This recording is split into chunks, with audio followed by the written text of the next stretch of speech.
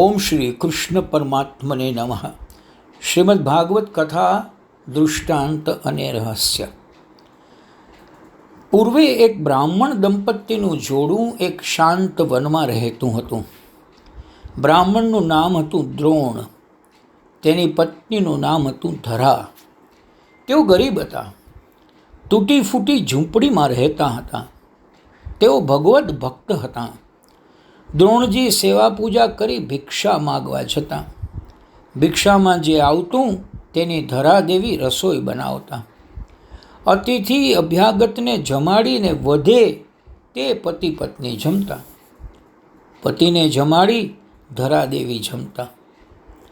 કાંઈ ન વધે તો ધરાદેવી પાણી પીને સંતોષ માનતા. ધરાદેવી પતિને પરમેશ્વર માની તેની સેવા કરતા. તેમને કોઈ સંતાન ન હતું. એક દિવસ દ્રોણ ભિક્ષા માગવા ગયા છે. ધરાદેવી ઘેર એકલા છે. તેવામાં તેમને ત્યાં એક યુવાન પુરુષ પોતાના મા બાપને લઈને પધાર્યો.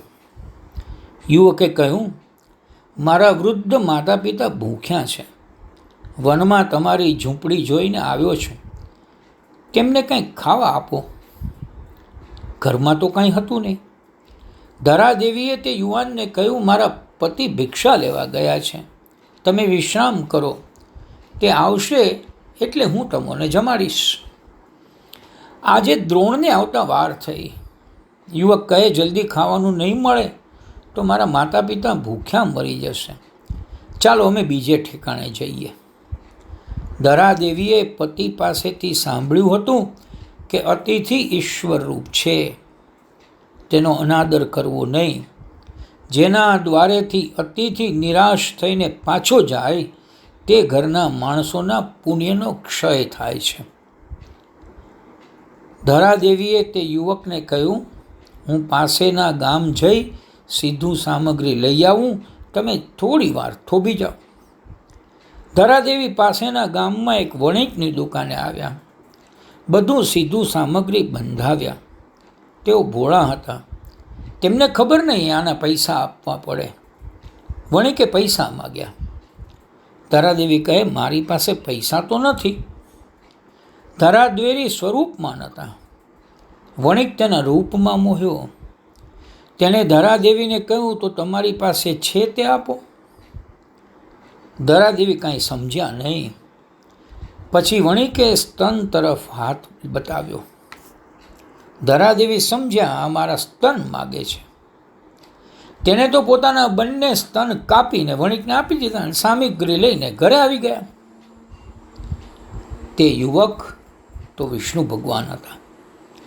સાથે હતા તે શિવ પાર્વતી હતા. તેઓ પ્રસન્ન થયા. ભગવાને કહ્યું, તે અમારા માટે તારા સ્તનોનું દાન કર્યું, તેથી બીજા જન્મમાં સ્તનપાન કરવા હું તમારે ત્યાં પુત્ર થઈને આવીશ. બીજા જન્મમાં ધરા થયા છે યશોદામાં અને દ્રોણ થયા છે નંદજી. જ્ઞાની ઈશ્વરનો સાક્ષાત્કાર કરી શકે, પણ પરમાત્માને બાંધવાની શક્તિ જ્ઞાનમાં નથી. ભક્તિ જ ભગવાનને બાંધી શકે છે. જ્ઞાની બ્રહ્મનું ચિંતન કરતાં કરતાં બ્રહ્મમય થઈ શકે છે, પણ અનન્ય ભક્તિ જ ભગવાનને બાંધી શકે છે. તપ કરતાં, જ્ઞાન કરતાં પ્રેમ લક્ષણા ભક્તિ જ શ્રેષ્ઠ છે. જ્ઞાન અને તપ ભગવાનને બાંધી શકે નહીં.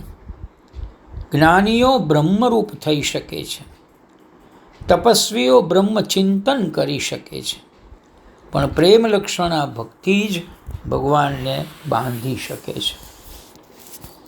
પ્રભુ સાથે પ્રેમ કરવો હોય તો બે બાબતો બહુ જ ધ્યાનમાં રાખવા જેવી છે. પ્રભુ પાસેથી કંઈ માગવું નહીં, અને બીજું, પ્રભુએ કરેલા ઉપકારો ક્યારેય ભૂલવા નહીં. આપણો પ્રેમ વિખરાયેલો છે પૈસામાં, ઘરમાં, ધંધામાં, કપડામાં, એટલે પરમાત્મા પ્રસન્ન થતા નથી.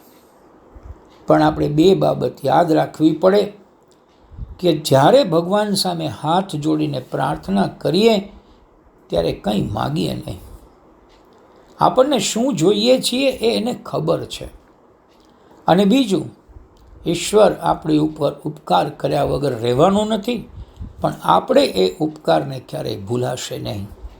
હરિ ઓમ.